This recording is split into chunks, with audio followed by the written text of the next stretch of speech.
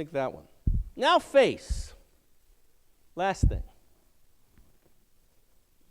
This will show you why I majored in music and not art.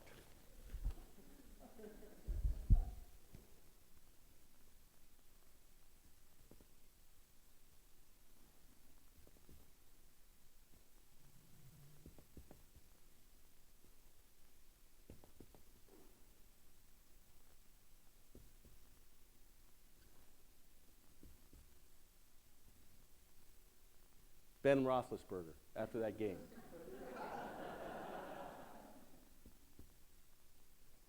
All right. Two things move on your face. What are they? Eyebrows, mouth. Your eyes can move, but they don't really create expression. It's your eyebrows that create expression. I've always thought, because when I was a kid, I had blonde hair, so my eyebrows aren't very dark, for one concert, I was just going to paint my eyebrows dark. But I thought it would just freak out my ensemble so much. But it would make my face more expressive. And that's why these glasses don't have any rims. I can't wear contacts. It drives me nuts. But the reason I take the rims, I don't have rims, is so they can see my face more. All right, so this is probably the most mundane look you can have when you conduct. And that's probably how most of you look when you conduct. Now notice, if I just do eyebrows now.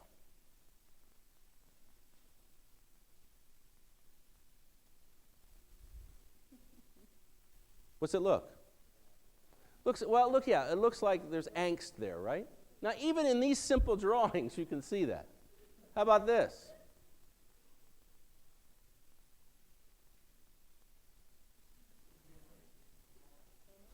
Right, you don't know because the mouth doesn't tell you. It could be humor. It could be, did you do that? Right? Then this.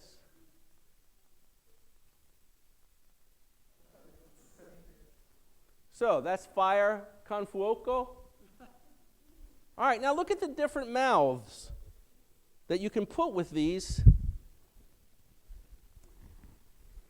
So let's go with this.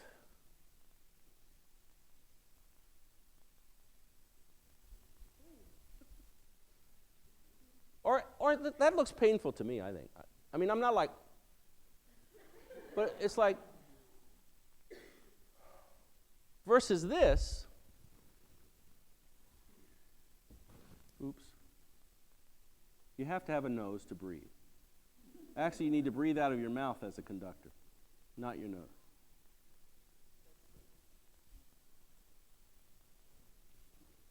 Now, see if you can explain this one.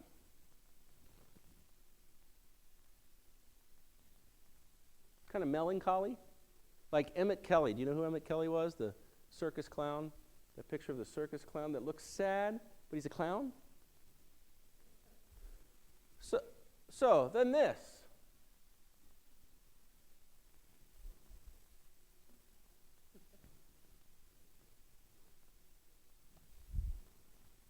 This.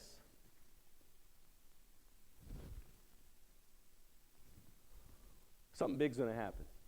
Obviously, your eyes wide open, your mouth open.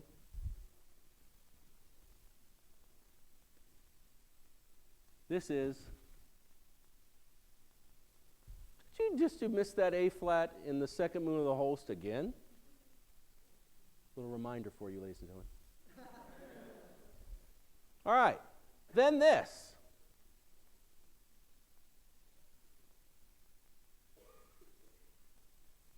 I mean, it's clearly obvious. That's mean.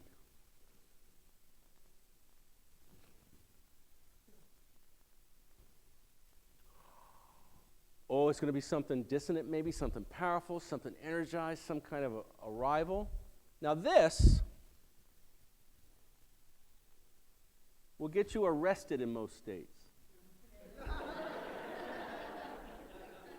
That's Jack Nicholson in The Shining.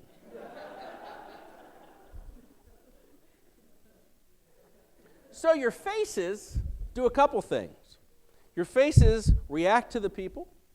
Your faces can, I'll start over. You can react to something that did not happen well. It can instigate what's getting ready to happen, or, like today when I asked, who did I ask to play a little louder? And then I looked at you and went, I smiled at you, I raised my eyebrows and went, yep, that was it. So it can be an affirmation that your face takes you out of the music to give an affirmation to the players. We asked Boulez, who said that acquired spontaneity. I said, do you ever acknowledge the players during a nice solo? He goes, no, I do not. It is the Cleveland Orchestra. They know if they've played well or not. But Johnny, third chair clarinet, doesn't know that.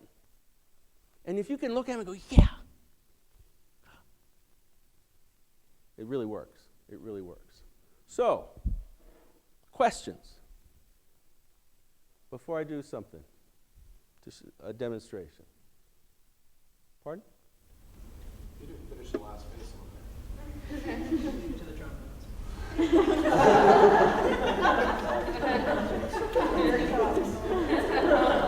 This is a trombone face.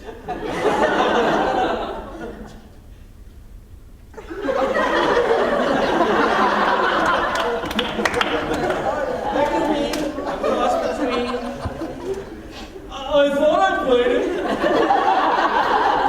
It's this position. Where are we?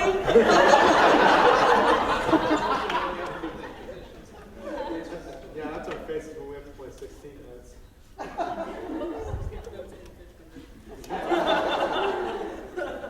Questions.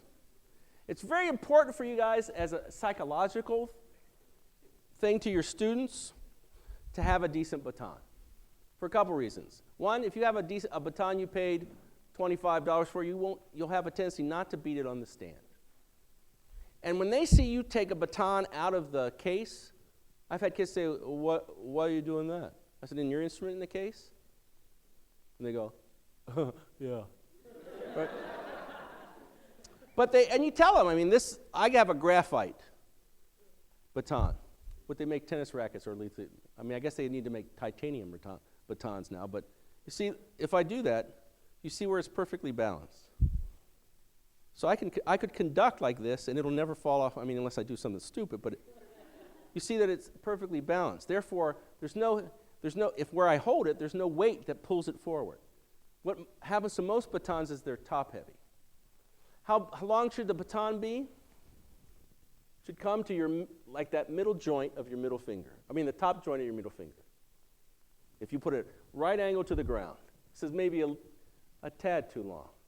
But because it has to have a proportion from your elbow to your hand, from your hand to the end of the baton. If you're really long-armed and you've got a baton that's that long, it looks silly. It's not very expressive. So there's a gauging that you do.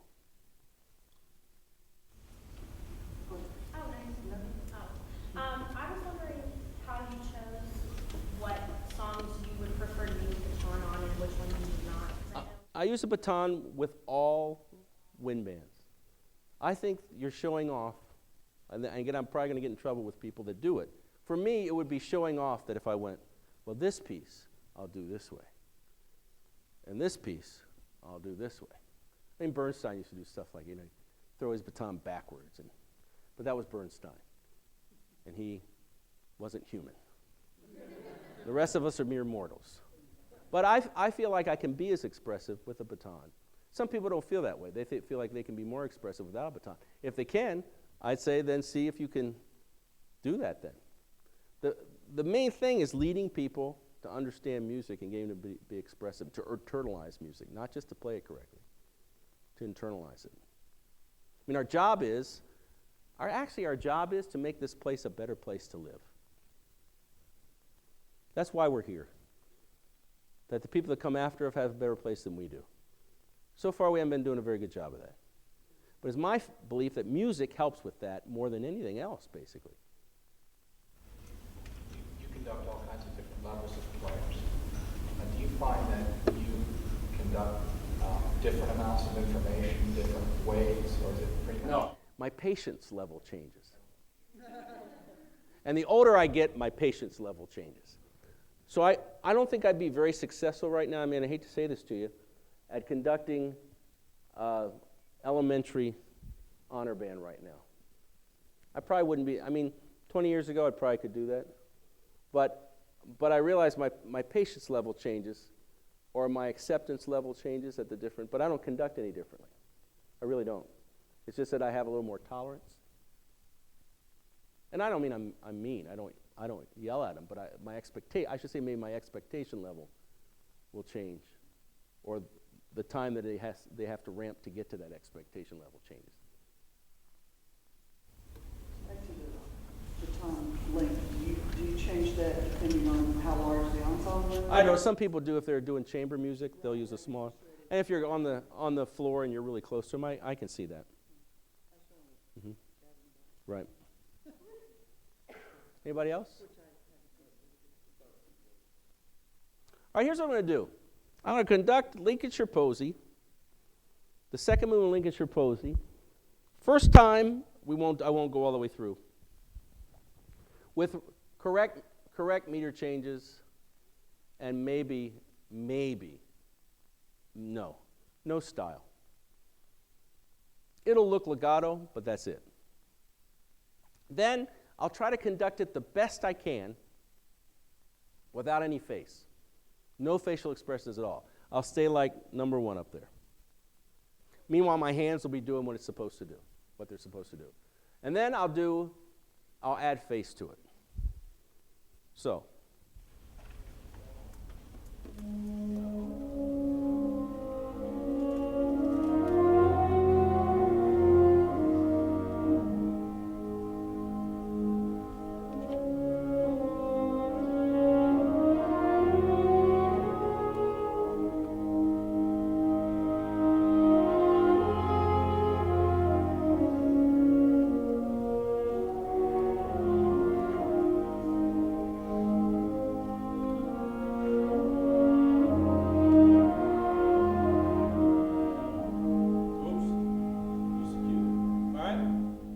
But that's how a lot of people do it.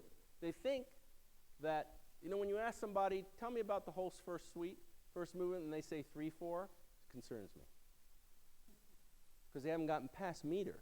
See, as conductors, meter is something is like chewing gum. It's like a drummer with a ride cymbal. It's the time thing. It's not the interesting stuff, it's the time thing. All right, so now I'm going to conduct it with some decent technique, no face.